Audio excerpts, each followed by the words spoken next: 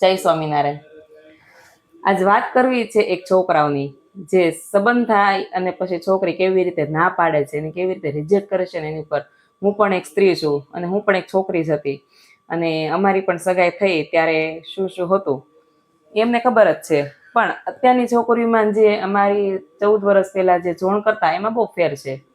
અમારે જ્યારે જોણ હતું ત્યારે તો મારા પપ્પા ને એ બધા જ હતા, અને મારા સસરાએ મારા પપ્પાએ સંબંધ નક્કી કર્યો છે અમારો, એટલે સામે સામું છે અમારું, અને નક્કી એમનેમ જ થઈ ગયું છે.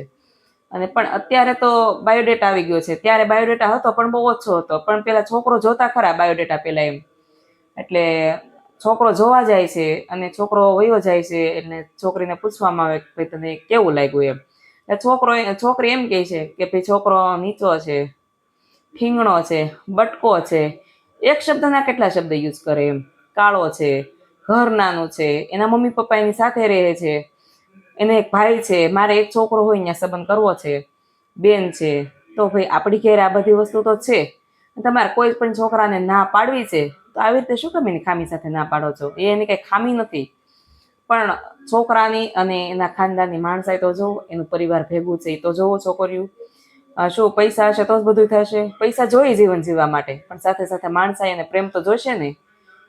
તો કોઈ છોકરા ના પાડતા પહેલા છે ને વિચાર કરવો કે એ પણ કોઈનો છોકરો છે, કોઈનો ભાઈ છે, તો શું કામ આપણે ના પાડે? અને ઘણીવાર છોકરીઓ આવી રીતે છોકરાને રિજેક્ટ કરે છે. છોકરાને ખબર પડે ને ત્યારે ખરેખર એ છોકરાને દિલ પર લાગી આવે. અને અમારી બાજુમાં જ વાત થતી હતી સવારમાં કે જો ને અમારી ફલાણાની દીકરી છે અને એનું સંબંધ નક્કી થઈ ગયો, શોપિંગ થઈ ગઈ, ઘરેણા ઘડાઈ ગયા, અને છોકરીને બસ છેલ્લી વાર બચારો ફરવા લઈ ગયો, અને છોકરી ઘરે આવીને કે મારે સગાઈ નથી કરવી. એટલે ઘરે પૂછ્યું ભાઈ કેમ? તો કે છોકરો આઉટલાઈન છે. અરે આઉટલાઈન થઈ ગયું તમને ફરવા લઈ ગયો એમાં? પણ આઉટલાઈન નથી હોતો. છોકરો તમને ફરવા લઈ જાય તો એનો મતલબ એવો નથી કે તમને એ આઉટલાઈન છે એમ. એનો એ માટે કોઈ શબ્દ એવો ના મારે બોલવો જોઈએ, દીકરી છે એટલે. પણ તમને એ તમારી પત્ની બનાવવાનો છે, તમારી રિસ્પેક્ટ કરશે, તમારી ઇજ્જત કરશે, તમારું સન્માન જળવાય એવું કરશે. તો શું કામ તમે એમ સીધી રીતે એમ કહો આઉટલાઈન છે? નથી કરવો તો કરી દઈશું કામ કરી. એને તમારી ઇજ્જતની નહીં પડી હોય તો એ તો આઉટલાઈન તમારી ઉપર લાઈન મારશે. અને એ વસ્તુ બધું ન થાય. એક મુદ્દો એવો છે કે ન થાય એ વસ્તુ.